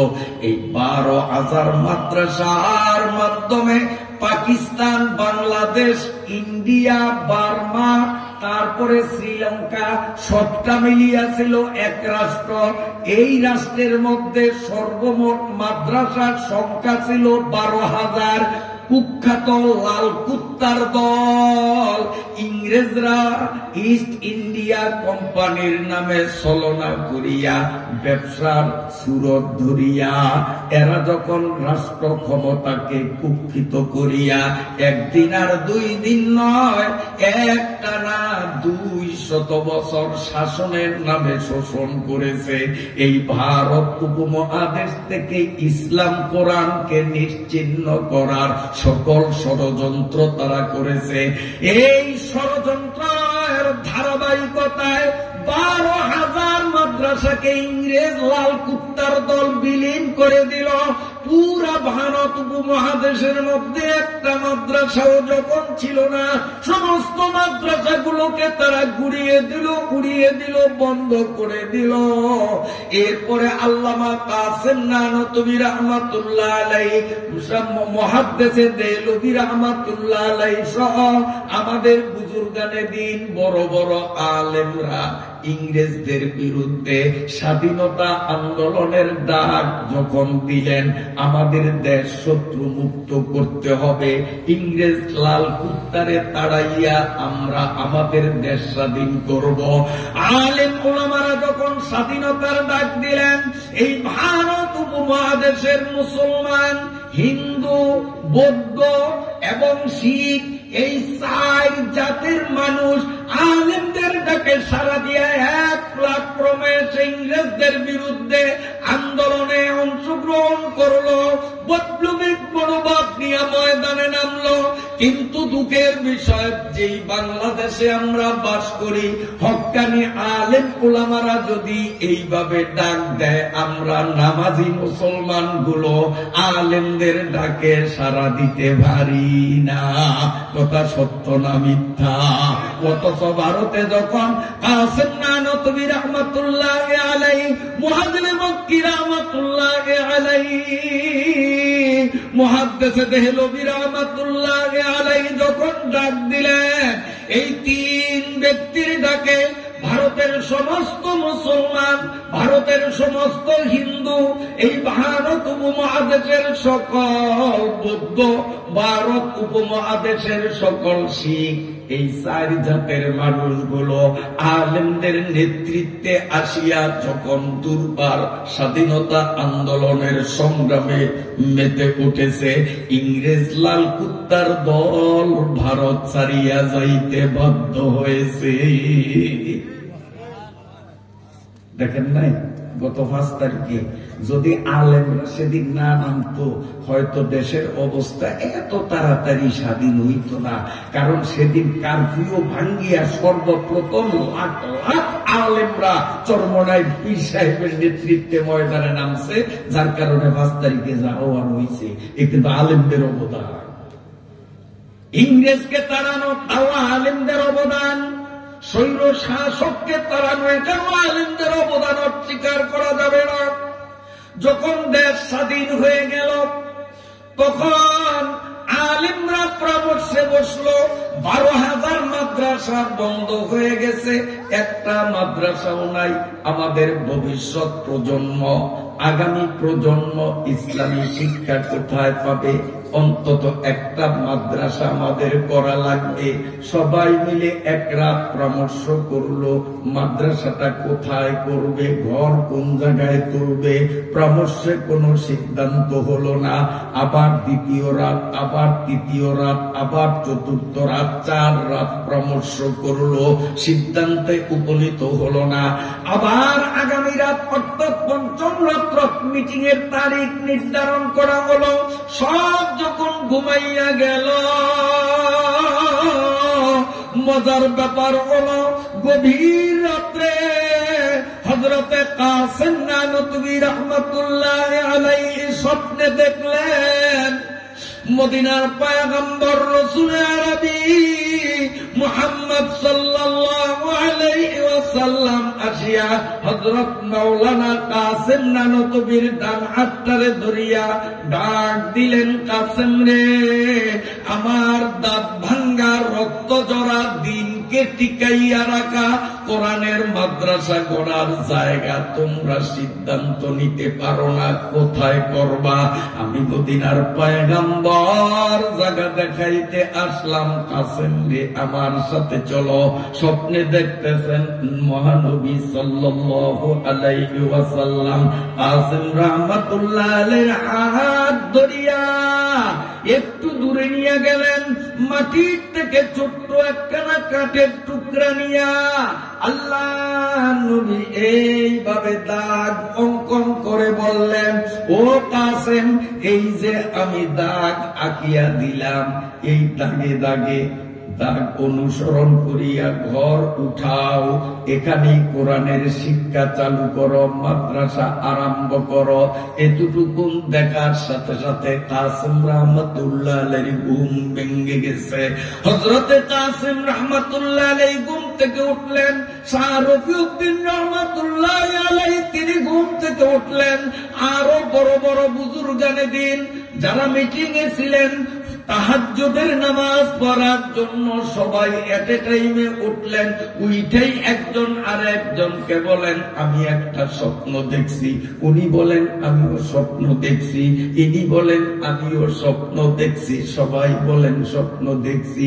এবার এক এক করে সবাই বলে, আমি স্বপ্নে দেখলাম মদিনার পয়গম্বর পশ্চিম দিক থেকে দৌড়াইয়া আসিয়া মাওলানা কাসেমের হাত ধরিয়া মাওলানা কাসেম রে ওই জায়গায় নিয়ে গেছে।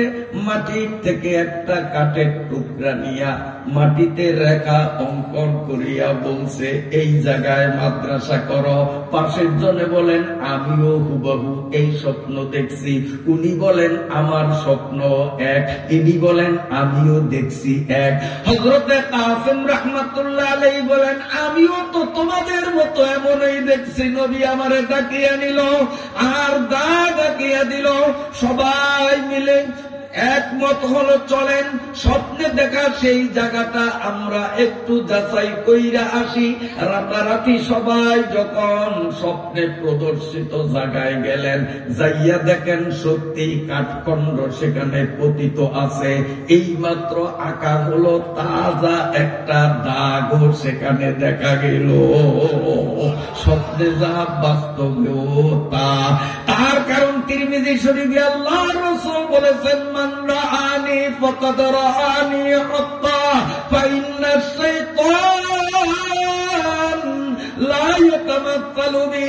আল্লাহর নবী বলেন, কোন ঈমানদার মুসলমান আমি মুহাম্মদুর রাসূলুল্লাহকে যদি স্বপ্নে দেখে, তার স্বপ্ন শতভাগ বাস্তব এবং সত্য।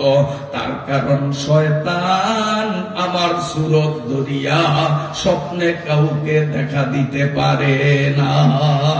সুবহানাল্লাহ, সুবহানাল্লাহ। ওই দাগ অঙ্কন করিয়া যেই মাদ্রাসা ইংরেজ বিতাড়িত হওয়ার পরে সর্বপ্রথম মাদ্রাসা বানানো হলো, এই মাদ্রাসাটা ইন্ডিয়া দেশে দেওবন্দ নামক জেলায় এই মাদ্রাসা, যেটা বর্তমান দুনিয়ার সবচেয়ে বড় মাদ্রাসা। বলেন সুবহানাল্লাহ। এই দেওবন্দ মাদ্রাসার একটা শাখা আমাদের স্বাধীন সার্বভৌম বাংলাদেশের চট্টগ্রামে হাটহাজারী নামে মাথাচাড়া দিয়ে উঠেছে। এই হাটহাজারী মাদ্রাসার শাখা সারা বাংলাদেশে চিটিয়ে ছড়িয়ে পড়েছে। সেই ধারাবাহিকতায় আমাদের দ্বীপ জেলা ভোলায় সর্বপ্রথম দৌলতখান থানা শহর বাজারের অল্প পশ্চিম পাশে চরখলিফা ইউনিয়নে চরখলিফা মাদ্রাসা নামে গড়ে উঠেছে। এই চরখলিফা মাদ্রাসার শাখা পুরা দ্বীপ জেলা ভোলায় শত শত মাদ্রাসা গড়ে উঠেছে। তারই অংশ হলো আপনাদের এই মাদ্রাসা। আমার ভাইয়েরা, প্রথম যেমন বলেছি, এই লাইনের সাথে ওইটার যোগ, এইটার সাথে ওইটার সংযোগ, ওইটার সাথে তারপরেরটার সংযোগ, লাস্টেরটার সংযোগ এটার সাথে। ঠিক আপনাদের এই বালুরটেক মাদ্রাসার সাথে তার সম্পর্ক, তার সম্পর্ক হাটহাজারী চরখলিফার সাথে, তার সম্পর্ক হবে হাটহাজারীর সাথে, তার সম্পর্ক হবে দেওবন্দের সাথে, তার সম্পর্ক হবে মদিনার মসজিদে নববীর সঙ্গে, তার সম্পর্ক হবে হেরা পর্বতের গুহার সঙ্গে, তার সম্পর্ক হবে লাউহে মাহফুজের সঙ্গে। এই মাদ্রাসার সাথে যোগ দেওয়া মানে লাউহে মাহফুজের সাথে যোগ দেওয়া।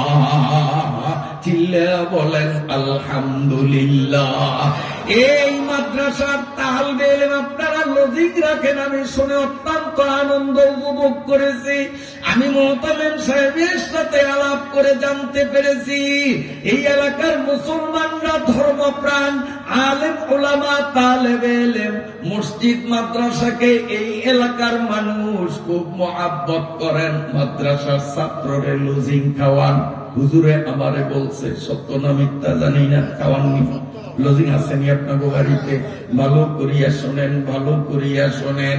এই মাদ্রাসার তালেবে ইলমদেরকে আল্লাহর রাসূল বলেছেন, এরা আল্লাহর রাস্তার মেহমান। সুবহানাল্লাহ। এই আল্লাহর রাস্তার মেহমান গুলোরে যারা লজিং হিসাবে খাওয়াবেন, যারা খাওয়াইতেছেন, কান খুলিয়া শোনেন কি করতেছেন। এই তালেবে ইলম যখন ভাতের নেলা মুখে দেয়, এইভাবে নেলাটা ধরিয়া জিহ্বার উপর ছাড়লো, দাঁত দিয়া কামড় এখনো দিয়া সারে নয়, জিহ্বার উপরে নেলাটা ছাড়িয়া দেওয়ার সঙ্গে সঙ্গে আপনার এবং আপনার স্ত্রীর আমল নামায় 100 নেকি লেখা হবে। আপনার এবং আপনার স্ত্রীর আমল নামার থেকে 100 গুনাহ কাটিয়া দেওয়া হবে। বন্ধুরা আমার, এই জন্য তালেবে ইলম বাবা তোমাদের বলবো, তোমাদের যারা লজিং খাওয়ায় তোমরা ভাতের নেলাগুলো ছোট্ট ছোট্ট ধরিও, কারণ ভাতের নেলার সংখ্যা যত বেশি হবে তোমার লজিংওয়ালা বউয়ের নেকির পরিমাণ তত বেশি হবে, তত বেশি পরিমাণে তাদের গুনাহ মাফ হবে। সুবহানাল্লাহ।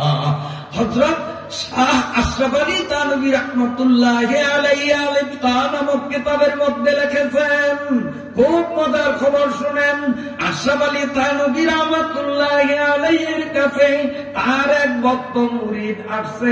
হুজুর, মাদ্রাসার ছোট্ট একটা তালেবে ইলম রে ওনার হাতে উঠাইলেন। বাবা, গরিবের পোলা, তুমি ওরে লজিং খাওয়াও, সওয়াব পাইবা। পীর সাহেবের হুকুম না মানিয়া উপায় নাই, ইনি বাড়িতে নিয়ে গেলেন। দুপুরের খানা খাইল। রাত্রিবেলা সন্ধ্যার পরে এই বাড়িওয়ালার নতুন বেয়াই বেড়াইতে আসছে। নতুন বেয়াই বাড়িওয়ালা বেয়াই রে কয়, বেয়াই সাহেব, এই হুজুর কেডা? আমগো পুত্রা টুত্রা কিনা? বিয়ার দিন তো দেই নাই, আমগো পুত্রা নেই। না, আমার পিসাবের মাদ্রাসার তালবে ইলম হুজুরে দিছে, খাওয়াইলে সওয়াব হইব। পিসাবে দিছে না, আইনা পারি না, আমি লজিং আনছি। তো বেয়াই ছিল একটু কৃপণ টাইপের। বেয়াই কয়, ও বেয়াই, হুজুররা কইলেই কি সব কথা মানা যায়? হ্যাঁ হ্যাঁ, হুজুর আজরিয়া থাকে, মসজিদ আজান দেয়, পরের বাড়ি খায়, আমরা বুঝি কি? এরকম কয়নি একদম। এগুলি বেয়াদব, এগুলি কম আক্কল, এগুলি আক্কল নাই, এগুলি বেয়াদব, অসভ্য, অভদ্র মানুষ জাতির কলঙ্ক। এগুলি আসলে মানুষ না। কারণ আল উলামা ওয়ারাসাতুল আম্বিয়া, আলেমদেরকে সম্মান, নবীকে সম্মান, আলেমদেরকে অসম্মান, নবীদেরকে অসম্মান। কথা ঠিক না ঠিক? এখন আপনার কষ্ট হয় মনে হয়, আমি কথা গুছিয়ে আনতেছি, অল্পতে ছেড়ে দেব। তারপরে কয়, হুজুর গো, কথা সব মানা যায়? আপনি চিন্তা করছেন, ওই একদিনে কতগুণ চাউলের ভাত খাইব? এক সপ্তাহে ওর পিছে আপনার কতটি চাউল ব্যয় হবে? এক মাসে, এক বছরে কতটি চাউল খাইব বুঝতে পারেন? বাড়িওয়ালা ব্যয়টা আসলেও তো আমি তো চিন্তা করি না। বাপরে বাপ, এক বছরে কতটি চাউল হয় আমার খাইব? হায় হায়, শয়তানের ওয়াসওয়াসা ঢুকছে। সকালবেলা পোলারে খাওয়ায় টাওয়ায় সাথে বসাতে, বাবা তোমার গাড়ি গুড়টা নিয়ে মাদ্রাসায় যাও, আমার পিসাবের কইও আমার একটু অসুবিধা আছে, লজিং রাখতে পারবো না। পোলাটায় গাড়ি নিয়ে মাদ্রাসায় গেছে। হুজুর কই, কি রে, তোর মোড়ে লজিং হয় না? দিছি একটা লজিং, তাও কানতে কানতে আয়স, গাঠি গুটি লইয়া কি খবর? হুজুর এই খবর, ওই বেয়াই আইছে, বেয়াই পানি করা খাইয়া উনি তো উড়িয়ে গেছে আমার বাড়ি শেষ। আল্লাহর অলির দিলে একটা কষ্ট আসছে, কষ্ট আসছে, চোখ থেকে পানি পড়ছে। আহ, কিরপিনের বেয়াই, কিরপিন কি করলি? এই অবসরেও ওনার বাড়িতে হুজুরের কাছে আরেকজন মুরিদ এসে, হুজুর, আমি দূরে চাকরি করি, ঠিক মতো বাড়িতে আইতে পারি না, কয়বার কইছি আমার বাড়িতে তালবে ইলম দেন, আমি আল্লাহর রাস্তে খাওয়াবো, তালবে ইলমের খেদমত করবো, কি দোষ করছি হুজুর, আমার একটা জাগির দেন না। ওই পোলাগাও সামনে বসা, পোলাগার মাথায় হাত দিয়া খাই, এইরকম পোলা দিলেই সুন্দর, কারণ ছোট্ট মানুষ পাক করে যায় খাইতে পারবো। হুজুরে অরে খাটে, খাটে মানে একবারে চয়েস করো, কথা নিয়ে যাও। হুজুরে মুড়িদের হাতে উঠে দিছে, মুড়িদের বাড়িতে নিছে। বৌরে যে কারে দেখছ কপাল খুলছে, কি সে কারে বিশ্বাসের মাদ্রাসার তাল বেলেন জাগিয়ে আনছি। মহিলাও দিনদার, পোলাটারে টান দিয়া, ছোট্ট পোলা তো বুকের সাথে মিলে, একটা বাবা কোনো চিন্তা নাই, বাড়ির কথা মনে করিস না, মনে করিস আমি তোর মা, আমার পেটের পোলার থেকেও তোরে আমি বেশি আদর করবো। আসলে আমিও আমার এই ছোট্টকালে ওদের মতো ছোট ছিলাম, লজিং ছিলাম। আমার ছোট্টবেলায় মা মারা গেছে, তখন আমার পুরাপুরি বুদ্ধি হয় নাই, কিন্তু মায়ের আদর আমি আমার লজিংওয়ালার বউর থেকে আমি 100% পাইছি। মা সন্তানরে যেই মোহাব্বত করতে হয়, মা হারায় ফেলাইছি না বালেক থাকতে, আল্লাহ তার কবরকে জান্নাতের বাগান বানান। আমার মার জন্য দোয়া করছি, ঠিক আমি কই না, আপনাকে মার জন্য দোয়া করবো তো, আপনাকে মার জন্য দোয়া তো করবো তো। আমার মায়ের যদি ভেড়ে না নিত, আজ আপনাকে শুনাইতে পারতাম, আমার মা একটু দোয়া পায় না, আমি কন্যা কাজরে কন্যা নেই। আর এখানে যারা আছেন মা হারা বাবা হারা, তাদের মা বাবার কবরকেও আল্লাহ জান্নাতের টুকরা বানিয়ে দেবে। তো বলতেছিলাম, বউটাও খুব দিনদার। বউটাও বলারে কয়, বাবা মনে কর আমি তোর মা, মায়ের আদর দিয়া তোরে পালমু, বহুদিন আশা ছিল তাল বেলে খাওয়ামু, কপালে জোরে নেয়, আজ যায় বুঝি কপাল খুলছে। গেল দিন, আসলো রায়, রাত্রে ওই যে লজিং খেদে দিছে, সেই মেয়ে স্বপ্নে দেহে ওনার বাড়িতে এক হুজুর আইছে, মাথায় পাগড়ি, গাল ভরা দাড়ি, লম্বা জুব্বা, হাতে তসবি, এক পিসাব, কিন্তু পিসাবের হাতে আছে বিশাল বড় এক ছুরি। এখন উনি স্বপ্নে দেখে ওই ছুরি দিয়া ঘরে ফিরা কাটে। আপনারা ফিরা কর না, এটা কি কর, হিংসুরি কর না, হিংসুরি কর না, এই হিংসুরি কিরা কাটতে আছে।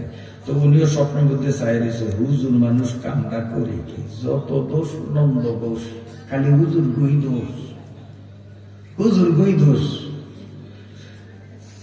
চাই রয়েছে। দেহে যে ঘরে ঢুকিয়া দরজা যা আছে সব খুলছে। উনি কয় দেখি চোরাই কি করে।